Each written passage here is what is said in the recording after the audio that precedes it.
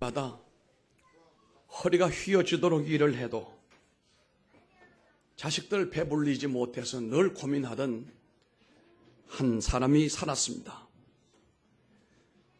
세상 사는 것이 얼마나 힘든지 마치 천벌처럼 느껴질 정도로 가난을 등에 업고 살아가는 농부의 아내가 있었는데, 그 아내는 그 남편이 먼저 세상을 떠나고 난 다음에 그 삶의 그 무거운 짐을 다 짊어지고 자식들을 데리고 살아가는 일이 얼마나 고통스러웠는지, 아들을 셋을 낳았는데 내가 이렇게 가난으로 고통을 당하지만 내 아들에게만큼은 이 가난을 물려주지 말아야 되겠다.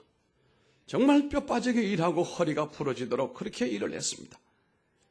그런데 큰아들, 둘째 아들은 생기기도 잘생기고 건강도 했는데 막내 셋째는 태어날 때부터 약해 빠져가지고, 그래서 늘 이 어머니가 기도하며 소원하는 바가, 하나님, 저 막내는 힘도 없고 근력도 제대로 없으니 농사도 제대로 지을 수가 없을 것 같으니 하나님, 막내는 펜을 굴리며 시원한 여름에도 그늘에서 일하는 면석이가 되게 해주세요.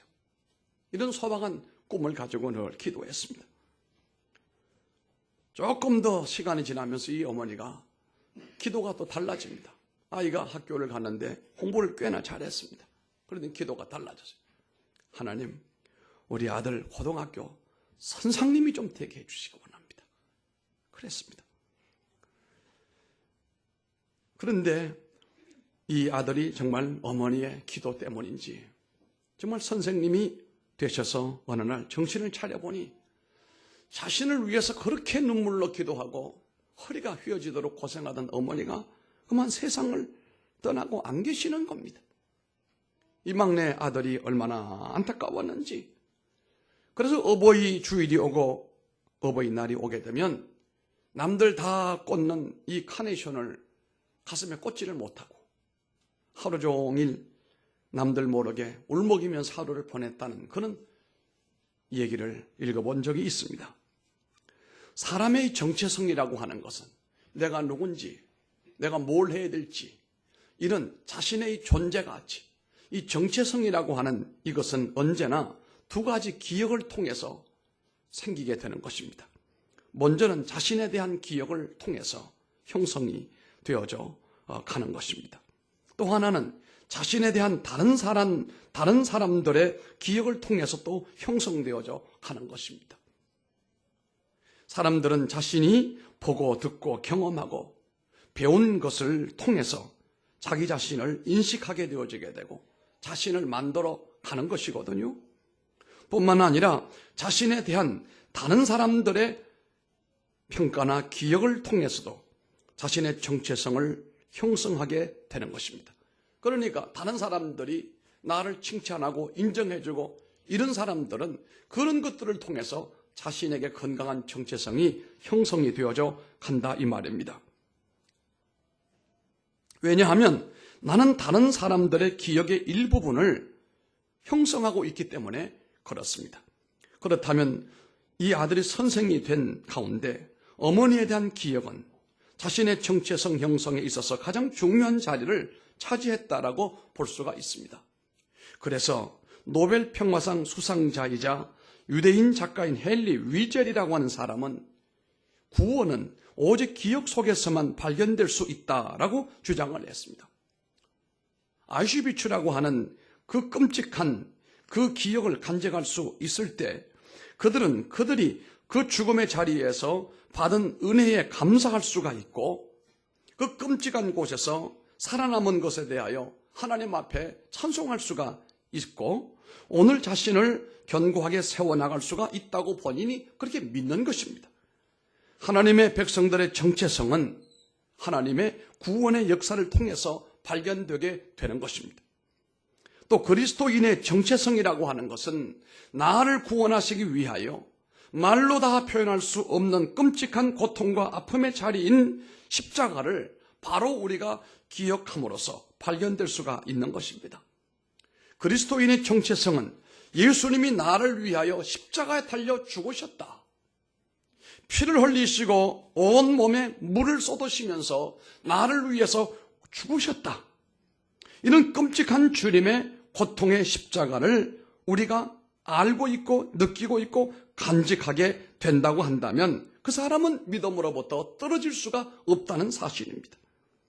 그것을 기억할 때마다 하나님의 사랑이 느껴지게 되고 그것을 믿을 때마다 하나님의 은혜가 내 안에서 일어나게 되는 것을 경험하게 되는 것입니다.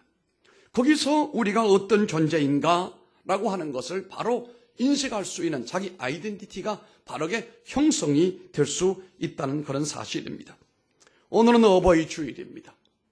오늘 우리 어버이들이나 어버이들을 모시고 있는 자녀들이나 함께 우리들의 그 정체성이라고 하는 것이, 효라고 하는 그 정체성이라고 하는 것이 우리 안에 잘 박혀 있어야 될 줄로 믿습니다. 대체로 효도하는 자녀들을 보면은 앞에서 말씀드렸잖아요. 그 효도하는 자식 본인보다는 그 효도하게 된 것은 부모님이 그 자식을 어떻게 키우고 그 부모가 그 아들을 어떻게 인정을 했고 어떻게 인도했는가에 따라서 그 자식이 그렇게 된 것이거든요. 오늘 이 본문의 말씀은 모세가 그 험한 여정을 다 지나서 이제 비스가 산에서 하나님의 부름을 받기 전에 하나님이 너는 가나안 땅에 들어갈 수 없다고 그랬습니다. 눈으로 펼쳐지는 그 여리고와 그 푸른 들판을 볼 수 있는 영광은 주셨지만 그 땅을 네가 밟지는 못한다고 했습니다. 그러나 모세는 자기의 120년 동안의 일생 동안에 특별히 40년이라고 하는 노년, 인생의 3분의 1은 이 백성을 이끌고 홍해를 건너고 그리고 이 험한 사막을 지나서 그리고 이제 강을 건너게 되면 갈 수 있는 이 가나안 축복의 땅을 바라보는 건너편에 서서 그 자녀들에게는, 후손들에게는 그 땅으로 들어가게 만들고 자신은 정작 그곳에 가지를 못하고 눈으로 바라보기만 했고 이제 그 땅에 묻히는 그런 상황을 인식을 했을 때에 만감이 교체했을 것입니다. 그러나 이 백성들은 그 아버지 같은 모세의 지도에 그 인도함에 따라서 그 가나안 땅을 들어가는 영광을 누리고 있다는 사실입니다. 모세는 또한 자신의 말에 하나님의 말씀과 자신의 지도를 잘 따라서 사막에 죽은 수많은 사람들이 아닌 이제 축복으로 들어갈 수 있는 이 백성들을 바라볼 때, 자식 같은 이 백성을 바라볼 때 또한 감동도 있었을 것입니다. 그래서 이 본문의 말씀을 가지고 몇 가지 내용으로 은혜를 받고자 하는데, 첫째는 잊어버리면 안 되는 일이 있습니다. 오늘 여기에 모세가 이 본문의 말씀은 자신은 그 땅에 들어가지 못하고 이 비스가 산에, 지금으로 말하면 요르단 땅에 높은 산에 거기 어느 곳에 그의 무덤은 지금도 없습니다. 하나님이 모세 무덤을 알리지를 않았습니다. 알리면 분명히 그를 우상시할까 봐 하나님이 그 무덤을 알리지 않고 지금도 없습니다. 어쨌든 분명한 것은 그 비스가 산 어디에선가 쓸쓸히 죽어가는 자신의 모습일지라도 자신의 백성들은 하나님의 약속을 따라서 젖과 꿀이 흐르는 가나안 땅에 들어가는 것만 해도 이 모세는 민족의 아버지로서 마음이 허무하고 기뻤다 이 말이에요. 마음에 상처가 있는 못된 아버지 같았으면 나도 못 가는데 니들은 왜 가느냐고 하는지 모르겠지만 오늘 이 본문의 내용은 모세가 마지막 설교한 내용이거든요. 우리가 보고 있는 이 신명기는 대부분이 모세가 아버지 같은 입장에서 가나안 들어가는 백성들에게 말씀했던 내용들이 바로 이 신명기라고 보면 되는 것입니다. 그 새로운 땅에 들어가거든 너희들 제발 이렇게 살아가라. 그렇게 살아가면 너희들이 하나님으로부터 반드시 복을 받는다. 이 성경이 신명기예요. 오늘 우리가 읽었던 이 내용은 신명기 내용 가운데 마지막 부분에 모세의 설교 내용이라고 우리가 보면 되겠습니다. 가나안 땅에 이제 들어갈 수 없이 자신이 이 비스가 산 느보산에서 죽음을 맞이하면서 마지막으로 그들에게 보내는 설교의 내용을 우리가 보는데요. 하나님께서 허락하실 축복의 땅, 젖과 꿀이 흐르는 가나안 땅에 들어가기 전에 그 자식들에게 꼭 들려주고 싶은 축복의 말씀, 이 내용을 여기 기록하고 있습니다. 여기서 모세는 아주 강한 의지로 그 말씀을 힘있게 전하고 있는데, 그 말씀 가운데서 잊지 말아라, 바로 기억하라, 이 두 가지. 사람들은 흔히 풍요를 누리게 되고 모든 삶이 평안하게 되고 잘 먹고 잘 살게 되면 잊어버리게 되는 것이 바로 이 내용입니다. 그래서 하나님은 너 잊지 말아라, 너 기억을 해라. 이 두 가지 배부르고 등 따시면 잊어버릴 가능성이 큽니다. 그 정도의 은혜를 받고 그 정도의 축복을 받았으면 믿음 생활 잘해야 할 텐데, 그러나 그렇지 않습니다. 오히려 그는 자기 자신과 생각에 사로잡혀서 마치 지난날의 그 모든 건 내가 잘나서 된 줄만 알고 다 지난날의 일들을 다 망각의 베일에 사로잡혀 버리고 하나님의 은혜와 부모님의 그 모든 노고로움을 잊어버리게 될 수밖에 없습니다. 하나님의 은혜를 잊어버리게 되면 이 백성이 어디 가든지 무너져 내리는 일밖에는 없습니다. 그러나 오늘 우리가 하나님의 은혜를 기억한다면 우리가 가는 길에는 하나님의 선하신 일이 일어나게 될 수밖에 없습니다. 자녀들도 마찬가지입니다. 부모님의 가르침을 잊어버리지 아니하면 효자, 효녀가 됩니다. 그러나 부모님의 가르침을 잊어버리고 그 은혜를 잊어버리면 불효막심하게 될 수밖에 없습니다. 만약 영적 세계에서 무지의 베일에 휩싸여 있게 된다면 그의 신앙생활은 무너질 수밖에 없습니다. 그래서 모세는 아주 구체적으로 그들에게 실천 강령을 제시합니다. 하나님의 은혜를 잊어버리고 그 은혜를 베풀어 주신 분을 잊어버리지 말아라, 꼭 기억을 해라, 이런 내용입니다. 이러면서 첫 열매를 정성으로 하나님께 드릴 것을 가르쳐주고 있습니다. 지금 이들은 농사를 짓지 않고 있는 사람들입니다. 광야길을 건너온 사람들입니다. 그 광야길 40년 동안에 수많은 기적도 보았지만 슬픈 일도 많이 경험을 했습니다. 그러나 그 땅에서 자신들이 모종을 뿌리고 수확을 거둘 만한 땅을 얻지를 못했습니다. 그러나 이제 이 강을 건너게 되면 이 사람들은 이제 자신들이 짓지 않은 집을 얻게 되고 심지 않은 과원을 누리게 되고 파지 않은 우물을 얻게 되고 농토가 생기게 되고, 지금까지는 텐트를 메고 움직여 살았지만 이제는 그 좋은 땅에 집을 짓고 그 땅에서 풍요로운 삶을 살게 되는 그런 미래를 모세는 바라보면서 그들에게 부탁하는 말이에요. 내 하나님 여호와께서 내게 주신 땅에서, 가나안 복된 땅입니다, 그 토지에서 모든 소산의 만물, 천물을 얘기합니다. 천물을 거둔 후에는 그것을 가져다가 강주리의 정성으로 담아가지고 내 하나님 여호와께서 그의 이름을 두시려고 택하신 곳, 성전 아니겠습니까? 그곳에 그것을 가지고 가라. 2절에 그렇게 말했습니다. 모든 소산의 첫 열매를 거두면 그것을 광주리에 담아서 그것을 가지고 하나님의 전으로 가라, 이런 말씀입니다. 아마도 손에 들고 머리에 이고 성소를 향하면서 그들은 기억하는 것이 있을 것입니다. 고백하는 것이 있을 것입니다. 누가 우리를 이 땅에 살게 하셨느냐? 누가 이 땅에 우리에게 이런 농토를 주시고 누가 우리에게 이런 소산물을 거두게 만드셨느냐? 어떻게 해서 여기에 우리들이 살게 했는가? 참 고맙고 감사하다.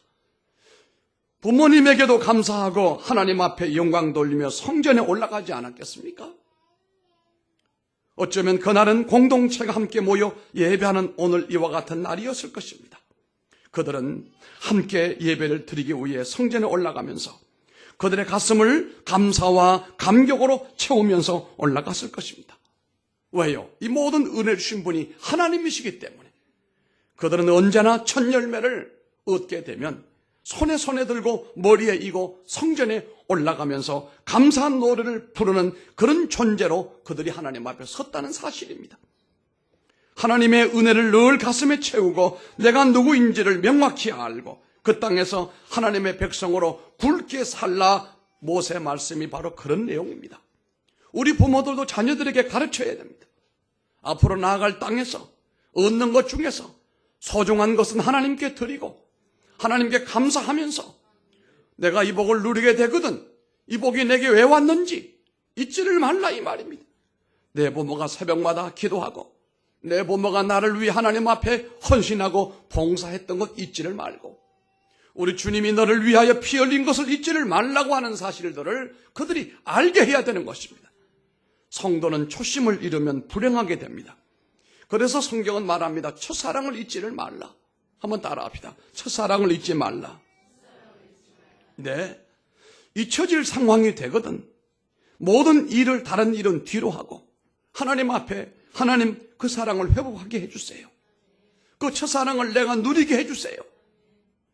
모세는 이스라엘이 누릴 가나안에서의 삶이 더욱 치열해질 것을 예견하면서 그 땅에 정착하고 그곳에서 도시화가 이루어지거든 영적으로 타락할 가능성이 크다. 사람이 배부르고 등 따시면 하나님을 멀리하기가 쉽습니다. 사람들이 많이 어울려 살게 되면 그렇게 정이 넘치던 관계도 파괴가 되어지게 되고 점점 물질의 욕망의 노예들이 될 수가 있다.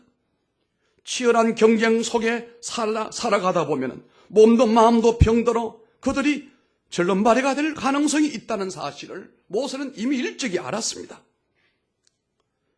이제 돈과 권력을 맛본 사람들은 다른 사람들을 거느리게 될 것이고 어렵게 그것을 얻은 사람들은 그것을 뺏기지 않고 지키기 위하여 더 발부동을 칠 것이라는 것을 이 모세는 이미 알고 있었습니다. 사람들이 모여 살다 보면 권무술소가 난무하고 자기보다 약자를 밟고 그 위에 올랐을 것을 모세는 이미 바라보았습니다. 우리 시대에는 아름다운 삶을 추구하며 시작한 순수한 신앙이 변절되고 파괴될 수 있는 좋은 여건을 가지고 있습니다. 이 도시화라고 하는 것이 우리가 살아가는 삶의 내용에는 편리함은 있습니다만은 사람의 정이 사라져버리고 서로 배려하는 그런 마음도 사라지게 되고 그저 경쟁 심리에서 어린아이서부터 죽을 때까지 경쟁으로 상처 주고 상처 입다가 인생을 마무리하는 사람들이 많은 그런 문화가 바로 우리가 살고 있는 문화권입니다. 우리가 얻은 것을 지켜내려고 사람들로부터 이기기 위하여 그렇게 발부둥을 치는 가운데 인간성이 파괴가 되고 대인관계들이 망가져버리고 신앙이 약해지는 그런 약점을 가지고 있습니다. 그러나 오늘 모세가 이들에게 말하는 내용은 너희들이 그 땅에서 얻었던 그 첫 번째 소산물을 첫 열매를 성소에 가지고 올라가서 예배 자리에서 하나님께 올려드리면서 기억해야 할 것은 누가 우리의 주인이냐, 누가 우리를 이 땅에서 살게 하셨느냐, 이 초심을 잊지를 말기를 원했던 것이 모세의 진정한 마음이었습니다. 우리가 기억하며 살아가야 할 이유가 있습니다. 자신의 정체성을 바로 알고 은혜의 감각이 떨어지지 않는 것은 어찌 보면 늘 하나님의 은혜를 기억하고 있기 때문에 그렇습니다. 받은 은혜를 기억하고 있기 때문에 성도의 정체성을 잃어버리지 않는 것입니다. 모세는 유리하는 아람 사람의 얘기를 꺼냅니다. 기다랗게 펼쳐지는 조상들의 얘기를 꺼냅니다. 모세 위에 있는 조상 아브라함 얘기부터 꺼냅니다. 내 조상은 방랑하는 아람 사람으로서 애굽에 내려가 거기서 소수로 거류하였다. 5절에 그렇게 말했습니다. 그렇습니다. 모세의 조상이 누굽니까? 아브라함입니다. 그의 위에 고고조 할아버지가 아브라함이었습니다. 아브라함은 갈대아 우르 아람 땅입니다. 아람 나라의 갈대아 우르 지역에 그저 그렇게 살던 사람이었습니다. 그런데 하나님이 그를 데려다가 이끄시는 가운데 요셉 때에 와서는 애굽으로 내려가게 된 겁니다. 그 애굽 땅에 내려갔다가 요셉이 총리가 되면서 아버지 조상들을 전부 모시고 가는데 몽땅 해서 70여 명 정도밖에 되지 않습니다. 그런데 그 땅에서 약 350년 지내는 동안에 폭발적으로 인구가 늘어났습니다. 하나님이 그들의 번성함을 허락해 주셨어요. 요단강을 홍해를 건널 때 무려 몇 명이 건넜다고 했죠? 이렇게 물으면 대답을 잘 안 할 줄 알았어요. 긴장하지 마시고 대답해 보세요. 홍해 건널 때 몇 사람 정도 건넜습니까? 60만 명. 예.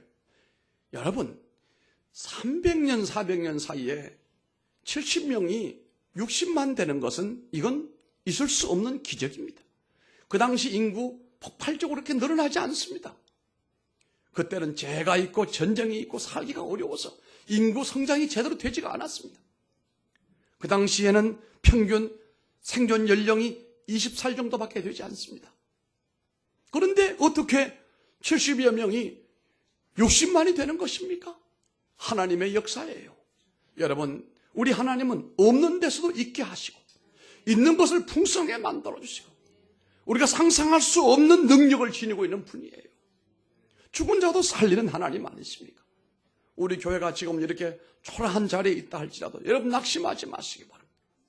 주님이 뜻하신 일이 이루어지게 되면 또다시 하나님 아름다운 성전도 주실 것이고 그분의 손에서 우리가 하나님을 멋지게 섬길 수 있는 그런 환경도 주시리라고 저는 믿어 의심하지 않습니다. 우리 하나님은 오늘 여기에서 모세가 말하는 것처럼 우리 조상들이 방랑하는 아람 사람으로서 애굽에 내려가 거기서 소수로 다시 말하면 메이저급에 서지도 못하고 마이너리그에서 말이에요. 마이너리그 다시 말하면 종으로서 숫자도 적게 그렇게 거류하였더니 그렇게 말했습니다.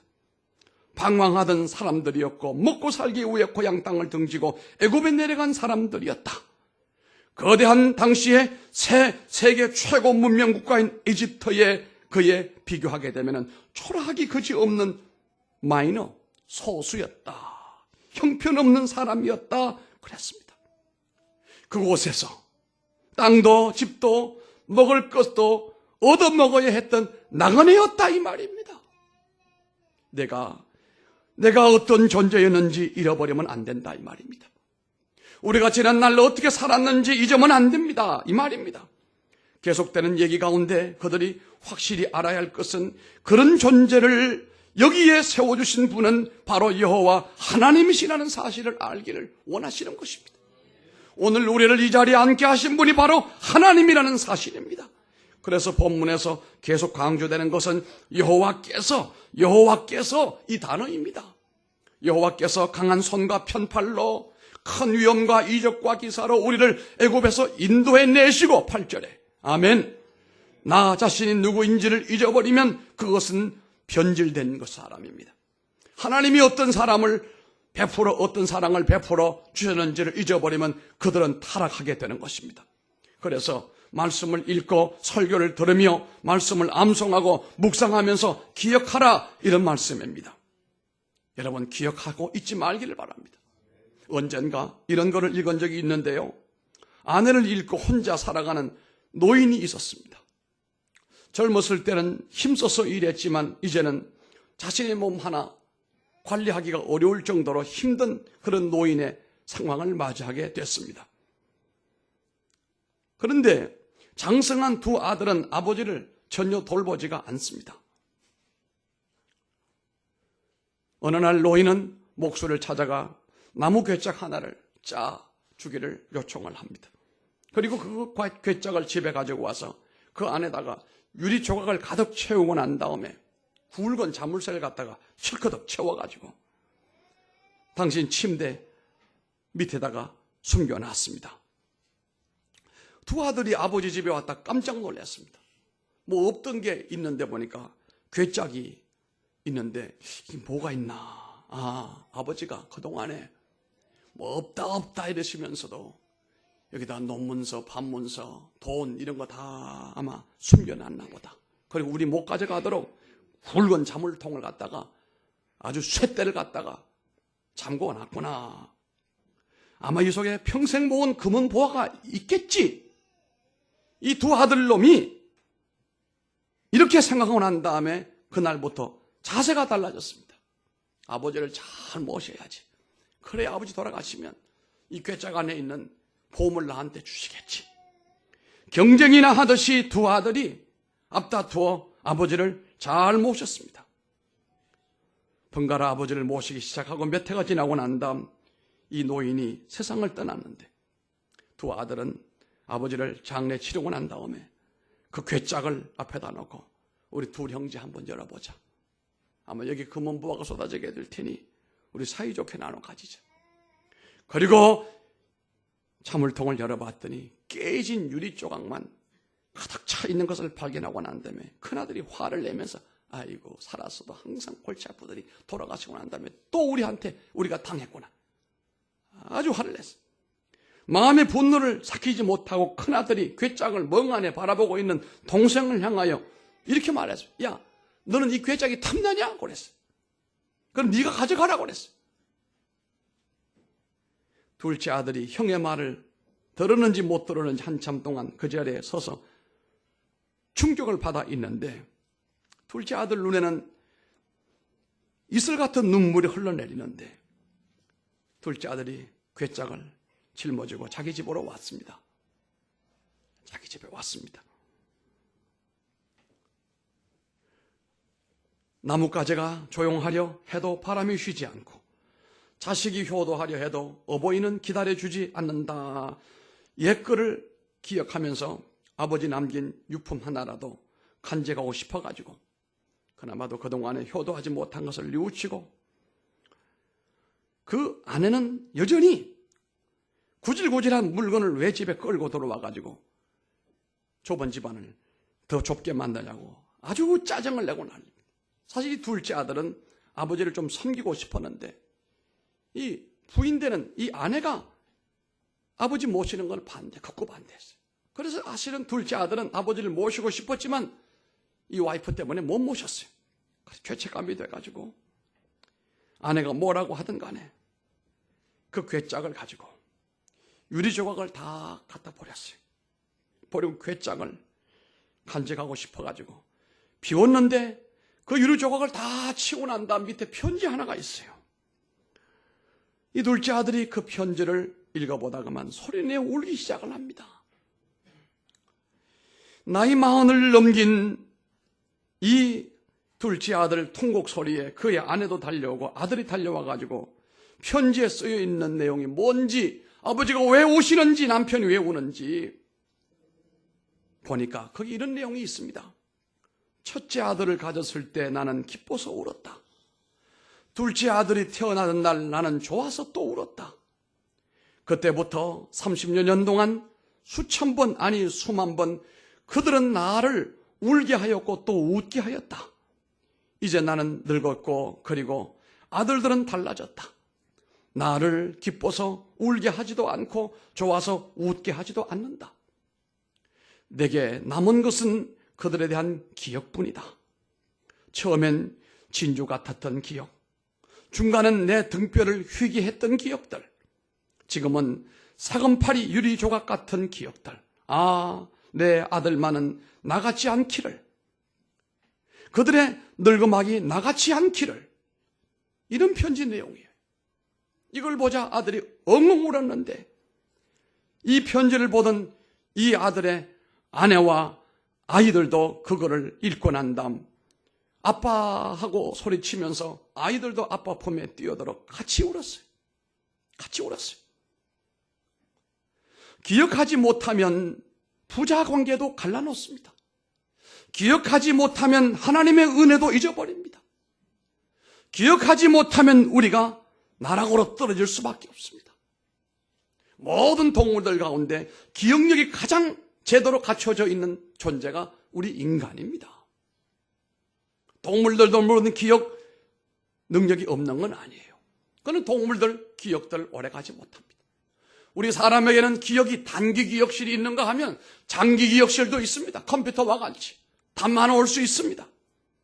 그런데 그 안에 담아놓은 기억들이 없다고 한다면 부모를 우리는 섬길 수 없습니다. 하나님도 섬길 수 없습니다. 다시 말하면 기억하지 못하면 우리와 하나님 사이도 갈라지고 기억하지 못하면 부모와 자식 관계도 갈라지게 된다는 겁니다. 기억하지 못하면 십자가와 우리 사이도 갈라놓게 됩니다. 하나님이 너를 어떻게 구원하셨고 너를 어떻게 여기까지 인도하셨는지 어떻게 너에게 하늘 축복을 덧입혀 주셨는지를 기억하라 이 말씀이에요. 어떻게 내 부모가 나를 이렇게 키웠고 어떻게 내가 오늘 여기에 머물고 있는지 그 부모님의 그 유지를 기억하라 이 말입니다. 그래서 예수님께서도 매주 예배를 드리면서 성찬을 하면서 주님께서 우리를 위해 행하신 일을 기억하라고 말씀하잖아요. 어버이 주일은 나 자신의 자리가 아니었고 나는 어떤 존재가 되었는지를 기억하는 주일이에요.